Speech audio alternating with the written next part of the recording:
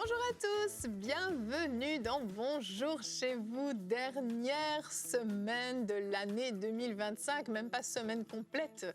On va franchir le cap de 2026 en cours de semaine et aujourd'hui, eh bien, on va se poser la question, mais qu'est-ce qu'on a appris? Qu'est-ce que 2025 nous a apporté? Vous savez, la Bible nous dit d'aller de gloire en gloire. Alors, sommes-nous allés de gloire en 2025? C'est la question qu'on se pose avec Frank et Aurélie. Salut à vous deux. Bonjour Evelyne, bonjour Frank. D'échec en échec. Non, ouais. Non. Mais il y en a qui vont peut-être se dire ça. Non. Non. Je refuse. On grandit toujours quelque part. Mais oui. Beau ça. Il y en a qui ont un feeling pas super extraordinaire, les filles. Ben, je te laisse les décourager, tu peux leur parler. Je ne décourage pas, je fais juste dire, c'est pas tout le monde qui finit, qui dit « Oh, wow, ça a été de gloire en gloire ». Il y en a qui c'est pas la réalité. Dans certains domaines, peut-être pas, mais pas dans tous les domaines. Normalement, on est censé grandir. Oui. Pas dans tous les domaines. Oui, je suppose que donc, je crois qui qu'à est ce allé moment-ci... d'échec en échec, cette émission est pour toi. À ce moment-ci, Evelyne regrette de m'avoir invité sur une émission de bilan dans laquelle je ne fais pas de bilan moi-même. Oh, je regrette souvent. C'est pas une émission bilan en plus. Ah, Frank Poula, si on t'avait pas, t'inventerais. Ou pas, je sais pas. Non, on l'inventerait. On est prêt pour une bonne émission, sûrement. Mais oui, tout à fait. Aujourd'hui, avec Aurélie, coach Aurélie, elle va nous dire comment devenir plus mature. Écoute, c'est une question que je me pose aussi. Mais...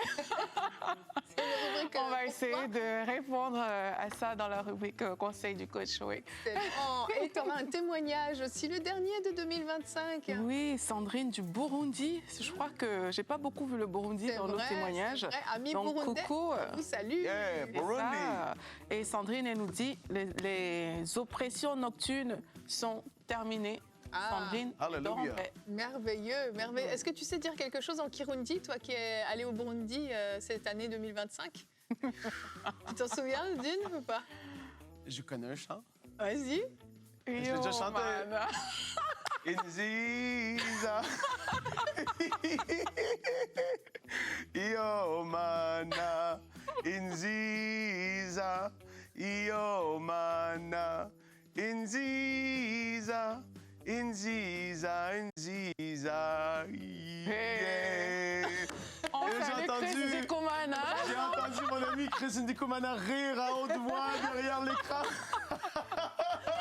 On le Si salue. je me suis trompé, désolé les amis. Imagine, t'as Mais dit... ce chant monte dit dans un mon cœur truc. de temps en temps. C'est vrai? Ouais. Non, mais j'étais proche quand même. Imagine, t'as dit un truc horrible, en fait. En Non, Kirundi, non, ce serait ça a l'air terrible. d'être ça quand même. Mais très belle langue là-bas. J'ai beaucoup apprécié. Magnifique, magnifique. Sur ce, maintenant qu'on a chanté notre chanson en Kirundi, on va pouvoir commencer cette belle émission avec la pensée du jour.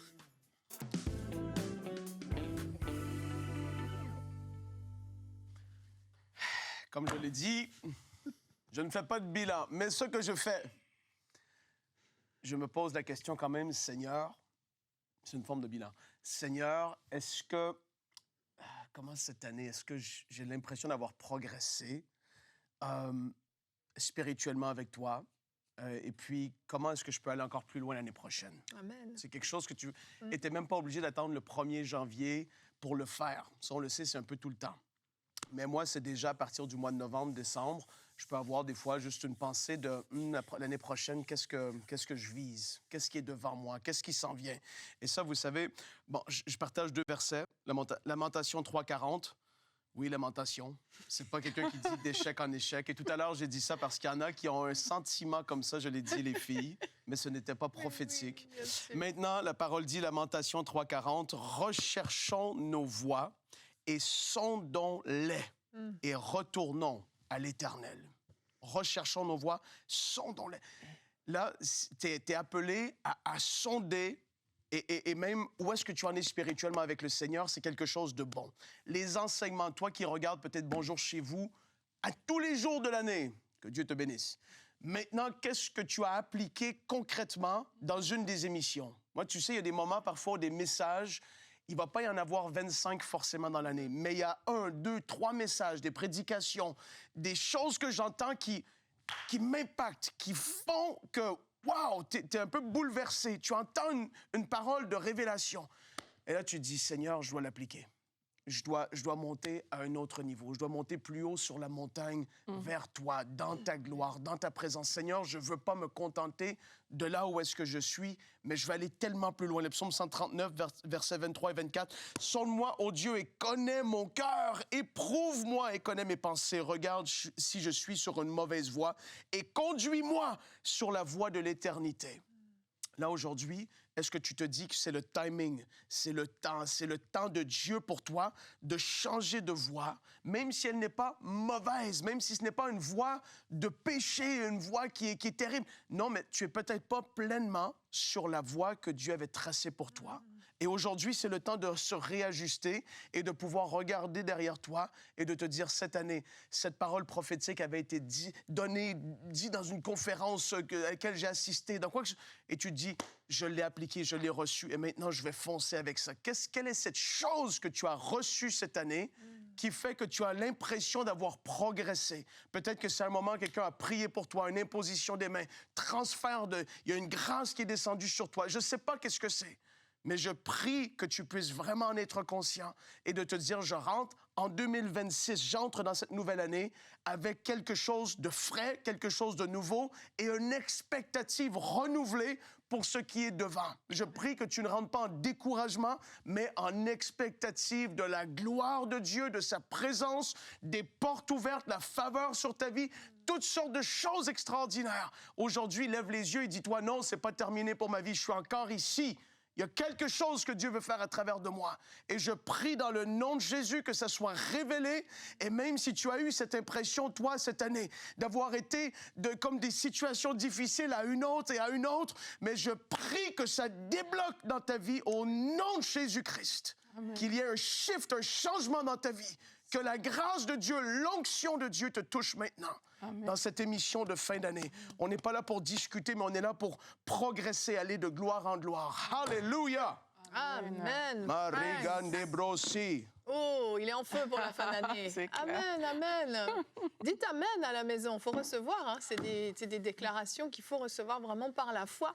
Merci Seigneur. Et au début de ta pensée, tu as parlé des enseignements de ceux qui ont peut-être suivi Bonjour chez vous tous les jours cette année.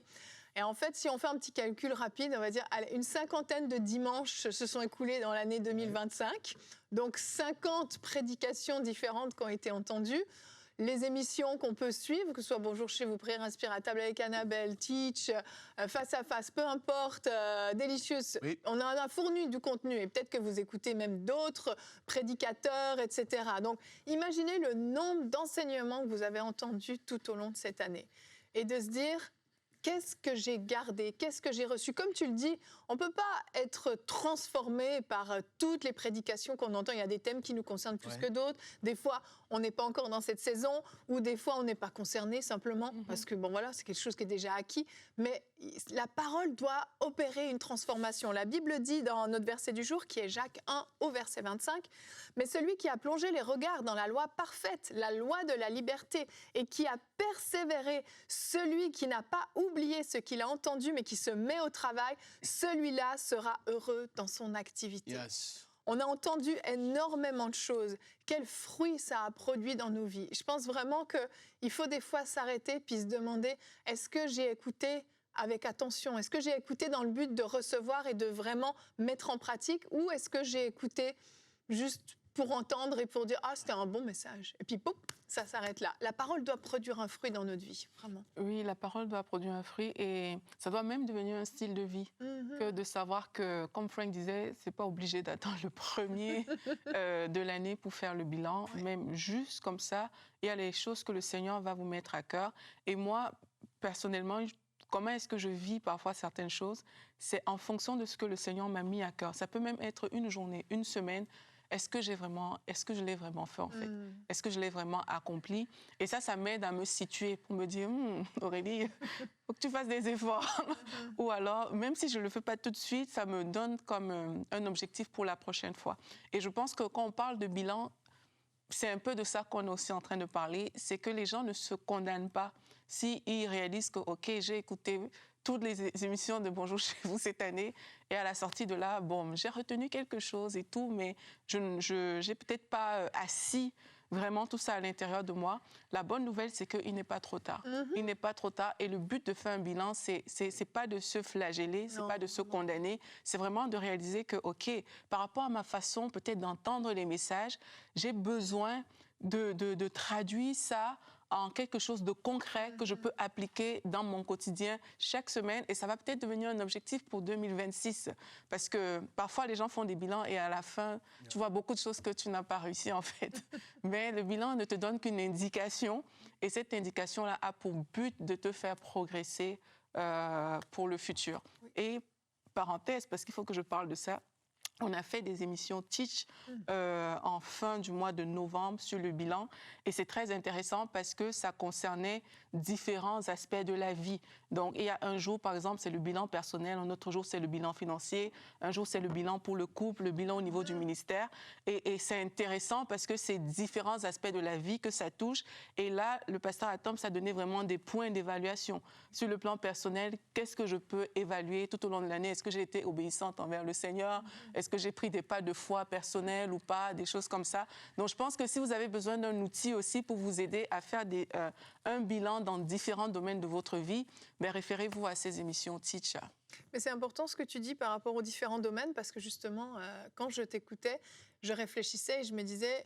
Tu sais, il y a des choses qui sont difficilement quantifiables, mais il y a des choses que tu peux vraiment savoir. Est-ce que mon caractère est le même encore? Est-ce que j'ai grandi? Est-ce que je réagis de la même façon dans telle ou telle situation? Et personnellement, un des fardeaux que j'ai dans Bonjour chez vous, et vous le ressentez peut-être à la maison, mais c'est... Je vais te le partager, Frank. C'est d'amener une croissance, une maturité, vraiment, oui, dans le caractère, dans notre façon de fonctionner, d'être avec les autres. Ça nous disqualifie tellement rapidement le caractère. Et oui, on veut des enseignements, on veut être nourri, on veut être nourri, on veut être nourri, c'est très bien, mais qu'est-ce que ça produit en toi encore? Et je pense que c'est un bel objectif de se fixer, de se dire, je veux évoluer dans mon caractère. Peut-être que là, dans cette dimension-là, en 2025, je réalise que bon... j'ai pas vraiment réussi les petits tests qui ont été mis sur mon chemin. Bah, en 2026, je vais être intentionnelle. Je vais demander au Seigneur de m'aider à travailler telle ou telle chose parce que je veux voir une évolution. Et oui, c'est pas juste fin 2025 que tu vas avoir vu le changement. Tu peux le voir dès le 3 janvier si tu veux. Dans le sens où ça doit être constant. Cette croissance est constante, cette évolution est constante. Ne te fixe pas des objectifs inatteignables qui vont te décourager. Sinon, tu vas finir l'année, comme Frank le disait, d'échec en échec. Fixe-toi des objectifs qui sont atteignables, mais qui vont te permettre de vivre une vraie croissance, une vraie maturité, une vraie évolution, où tu vas juste te sentir mieux toi et ton entourage, parce que généralement, ça impacte aussi l'entourage. Peut-être que quelqu'un peut écrire une émission ou un thème qui a marqué sa vie durant l'année dans les commentaires. Idée. Oui. Il faudrait au minimum 7400 commentaires. Au minimum. Un objectif... Non, mais ce serait intéressant de voir peut-être certaines émissions. Vous avez été marqué, touché, visité par le Seigneur. Vous vous êtes dit, ça m'a vraiment marqué. Oui. Écris-le dans les commentaires. Ça peut même encourager quelqu'un à aller voir cette émission et donner une soif de se dire, ben, il y a quelqu'un qui a été transformé, moi aussi, je veux l'être. Amen. Excellente idée. Et ça prend peut-être faire un bilan comme le mien, c'est 1 minute et demie. Je pense que le bilan d'Atom, c'est un peu plus long. Oui. Une semaine. Ah, c'est sûr que le bilan d'Atom, c'est très pro. Je vous renvoie vers celui d'Atom. On pourra s'asseoir ensemble et faire un bilan, Evelyne. Oh, praise the Lord. Moi, j'ai tout donné, là. Ouf. Que Dieu bénisse Frank Poulin. 1 minute. 1 minute de bilan. C'est génial. Ah, on aimerait bien être des Frank. Ah, c'est Aurélie. C'est Aurélie. Aurélie. Ah, non. Le contrôle. Aurélie, comment devenir plus mature dans la rubrique Conseil du coach?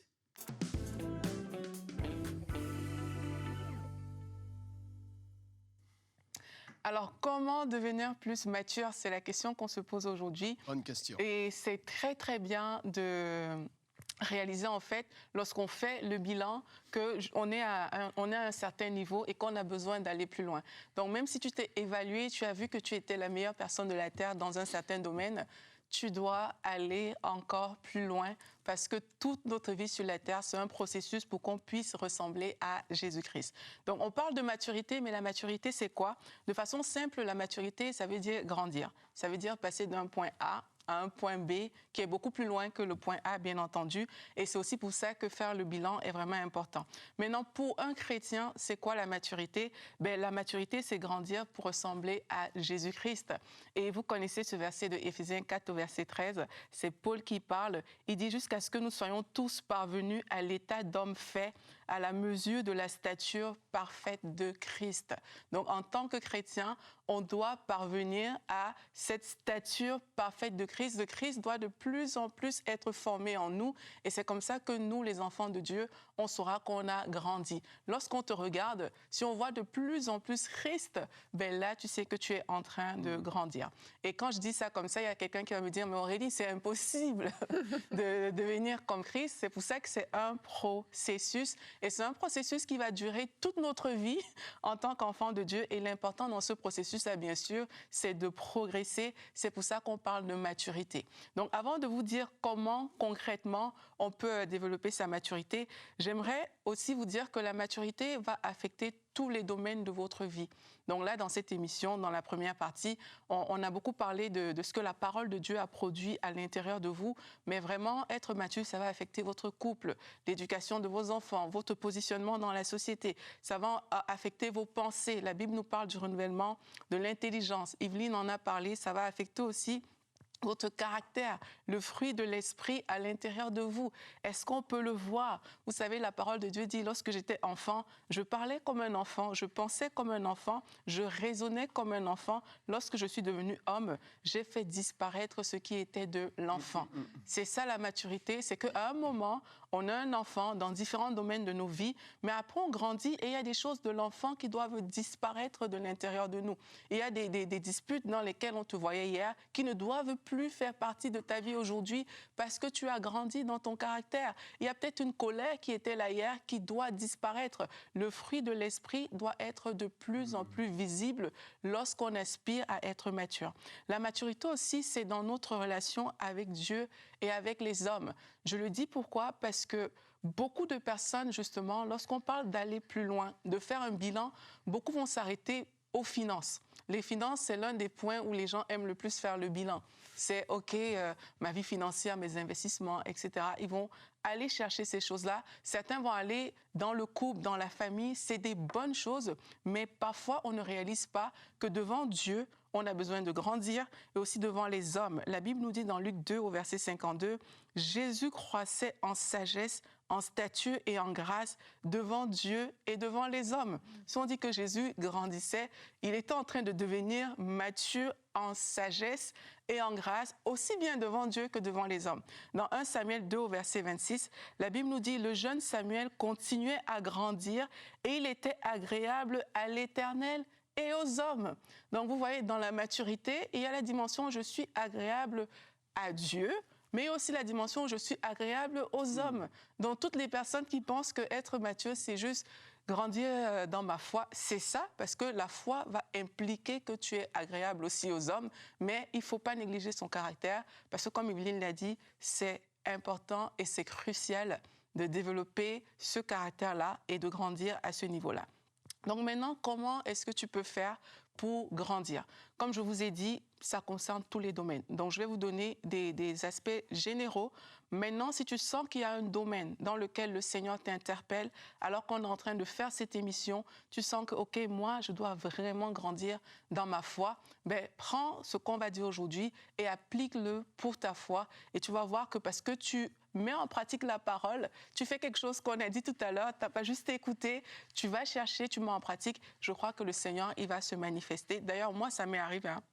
Parenthèse, quand j'étais à l'école biblique, j'avais juste décidé de mettre en pratique ce qu'on avait appris sur connaître son appel. Je suis rentrée chez moi, j'ai écouté et j'ai commencé à faire un petit bilan sur ma propre vie, où est-ce que j'en étais et tout. Et par la grâce de Dieu, le Seigneur m'a parlé à moi directement et ça a apporté du fruit. Donc, comment tu peux faire pour maturer? La première chose, c'est reconnaître ton point de départ et ne cherche pas à te voiler la face.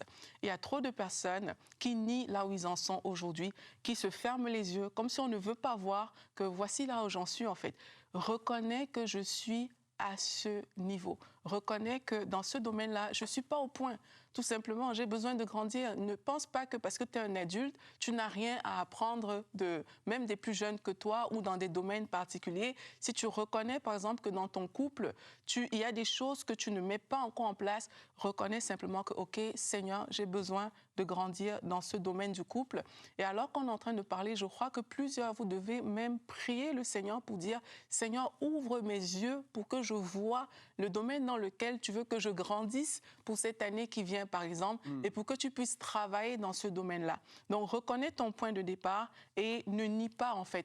Arrête de blâmer les autres. Peut-être la situation dans laquelle tu es, ce n'est pas de ta faute. Oui, ça peut arriver. Arrête de blâmer les autres, mais toi, prends la responsabilité de grandir.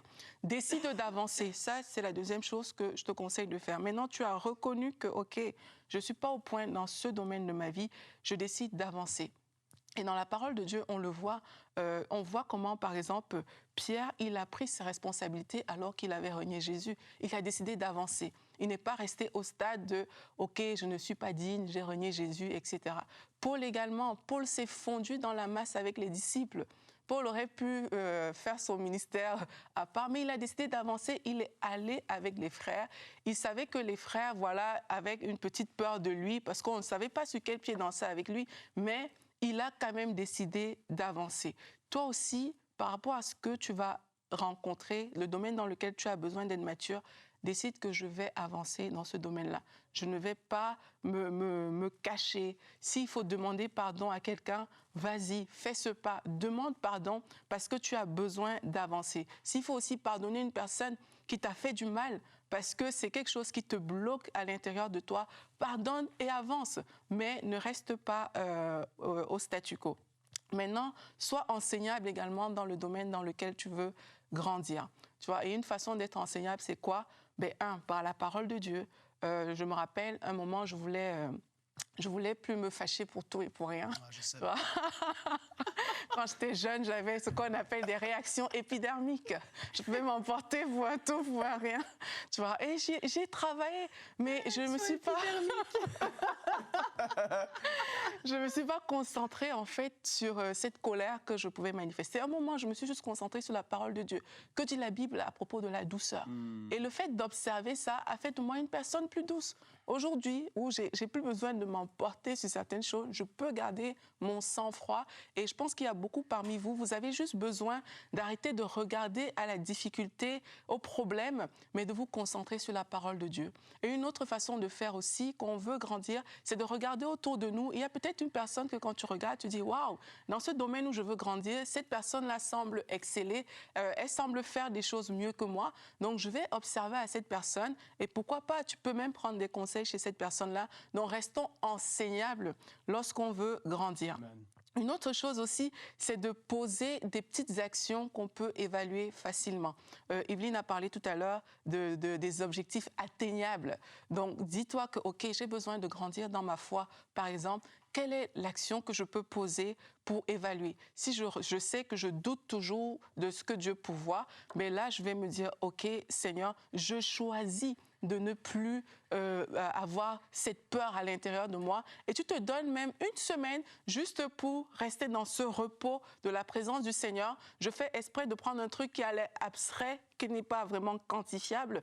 Et tu vas voir que alors que tu te donnes ce temps où je choisis de me reposer, quand la peur arrive, tu choisis de parler la parole de Dieu, à la fin de cette semaine-là, tu pourras dire, OK, j'ai résisté, j'ai tenu ferme dans la foi. Et c'est comme ça que tu vas pouvoir évaluer que tu as grandi. Et plus de temps va passer, si tu continues à répéter ces petits objectifs qui te semblent atteignables, tu vas voir qu'à la fin de l'année, toi-même, tu vas dire, ah, mais avant, j'aurais réagi de cette manière-là, mais plus maintenant. Donc, pose-toi de petits objectifs que tu peux évaluer facilement et tu vas voir qu'au bout du chemin, tu auras fait du chemin, tu auras atteint, tu seras passé d'un point A à un point B. Maintenant, pour conclure, je vais juste vous donner quelques domaines en 2026 sur lesquels vous pouvez travailler sur votre maturité, parce que parfois on travaille sur beaucoup de choses, mais on ne s'arrête pas sur certaines choses que j'ai trouvées utiles. Donc, l'un des domaines que tu peux décider de grandir dedans, c'est de te dire, OK, cette année 2026 qui vient, je vais mettre Dieu toujours en premier dans les choses que j'ai à faire. Tu peux te donner ça comme un objectif et toi, tu vas par exemple te dire, pour mettre Dieu en premier, je vais toujours demander d'abord à Dieu avant de faire quelque chose. Et ce serait bien qu'à la fin de l'année, on puisse comme évaluer cette petite chose-là, mais évalue ça déjà chaque semaine. Est-ce que j'ai mis Dieu en premier dans ma vie cette année? Une autre chose aussi, c'est je vais placer la volonté de Dieu au-dessus de la mienne. Ça va dans le même sens, c'est de se dire, OK, Seigneur, que ta volonté soit faite. Toujours rechercher cette volonté-là et t'engager en fait à la rechercher. Ça, c'est des choses qui vont vous faire grandir, mais de façon exponentielle. Au départ, ça peut sembler difficile, mais plus tu vas cultiver le désir de faire la volonté de Dieu, de mettre Dieu en premier, mais tu vas voir que beaucoup d'aspects dans ta vie vont s'aligner et c'est comme ça que tu vas grandir. Décide aussi de te laisser conduire par le Saint-Esprit et de manifester le fruit de l'Esprit dont on a parlé. Et une autre chose aussi qui peut être très intéressante pour toi, pour grandir, c'est décide d'entrer dans le repos de la foi cette année et de ne pas tout faire par tes propres forces. Comment tu peux mettre ça en place de façon simple pour grandir, c'est de te dire, OK, je choisis la foi. Je ne considère pas beaucoup de choses, mais je choisis de considérer ce que le Seigneur veut et je choisis la foi. Je pose des actes de foi intentionnels. Et alors que tu fais ça, ton niveau de maturité va progresser. Par la grâce de Dieu. Et j'ai explosé le chrono. Totalement. Je sais. Mais c'est ton témoignage qui suit, donc c'est ton temps que tu as mangé. Bravo Aurélie! C'est une magnifique rubrique. Exploseuse de chrono. Exploseuse de chrono. Et donc, on va laisser les 1 minute 30 restantes pour Aurélie pour son témoignage.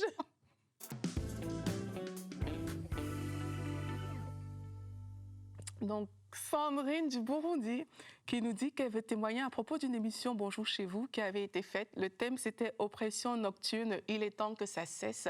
Et c'était avec le pasteur Mohamed Sanogo que vous avez fait cette émission-là. Et elle dit que quelques jours après l'émission, elle a eu une oppression nocturne si intense. Elle a fait 3 cauchemars en une seule nuit et elle dit qu'elle a fini par se lever pour prier. Et pendant qu'elle s'est levée pour prier, elle s'est rappelée de l'émission en plein milieu de la nuit. Elle dit, j'ai appliqué directement les conseils et j'ai prié avec vous.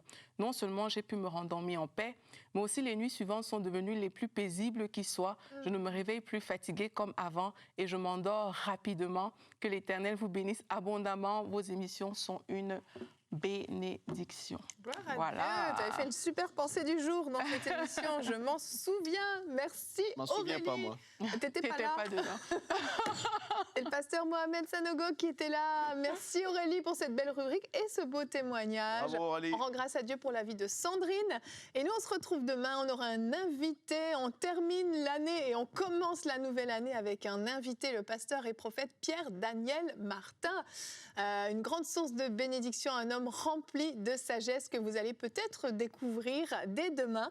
Demain, on va parler de la parole prophétique qui te prépare. Des émissions prophétiques en venir. Et il fera une rubrique réponse d'experts. Quel est le rôle de la parole prophétique? Alors, on vous donne rendez-vous demain. Merci d'avoir été avec nous et bonjour chez vous.